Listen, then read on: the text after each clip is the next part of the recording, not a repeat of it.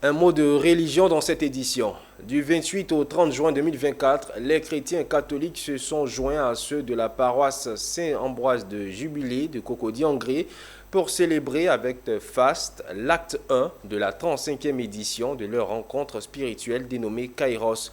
Entendez, temps favorable à Dieu. Le Kairos se présente comme un espace dynamique de réveil spirituel dont l'impact est important pour la vie du chrétien qui doit porter des fruits dans son environnement. Ce rendez-vous trimestriel qui reprend après plusieurs années de pause est organisé par l'Apostolat catholique d'évangélisation Sacerdoce Royal. Le compte-rendu de Pierre Tebeu et de Cédric ici.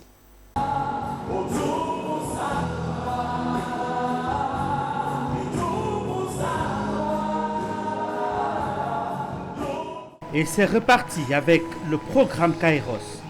4 ans après, revoilà le temps favorable pour les chrétiens catholiques de se retrouver pour louer l'Éternel Dieu. La case chapelle de la paroisse Saint-Ambroise du Jubilé a fait le plein de fidèles ce samedi 29 juin 2024, venus nombreux à cette 35e édition du Kairos. Ils ont chanté avec les chantres invités, dansé au pas des musiques chrétiennes de la chorale et prié à travers des psaumes pour s'attirer la grâce divine. Un moment de prière. Vous savez, la Bible dit une chose et la Bible ne ment pas. Là où 2 ou 3 sont rassemblés, Dieu est présent. La Bible dit que Dieu siège dans la louange de son peuple. Voilà, moi c'est ce que je peux dire. On le sentait sur tous les visages. Tout le peuple de Dieu n'attendait que ce programme. Nos attentes déjà, c'est la réponse du peuple de Dieu, c'est la présence des orateurs et que des hommes et des femmes puissent donner leur vie à Jésus. C'est vraiment ça que nous évaluons quand nous organisons ce temps d'évangélisation.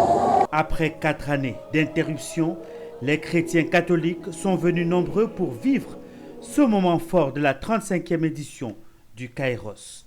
La méditation du jour était tirée de l'évangile de Jésus-Christ selon Saint Luc, chapitre 3, verset 16. Suivre Jésus, c'est beaucoup de résolutions. Donner sa vie à Dieu, c'est beaucoup de décisions, c'est beaucoup d'implications.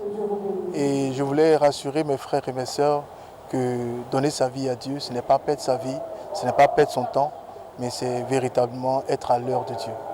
La particularité de Kairos est la profondeur dans laquelle Dieu agit et parle à son peuple. Après ce retour à succès, l'acte 2 de ce programme se prépare et le rendez-vous est pour les 6 et 7 juillet 2024.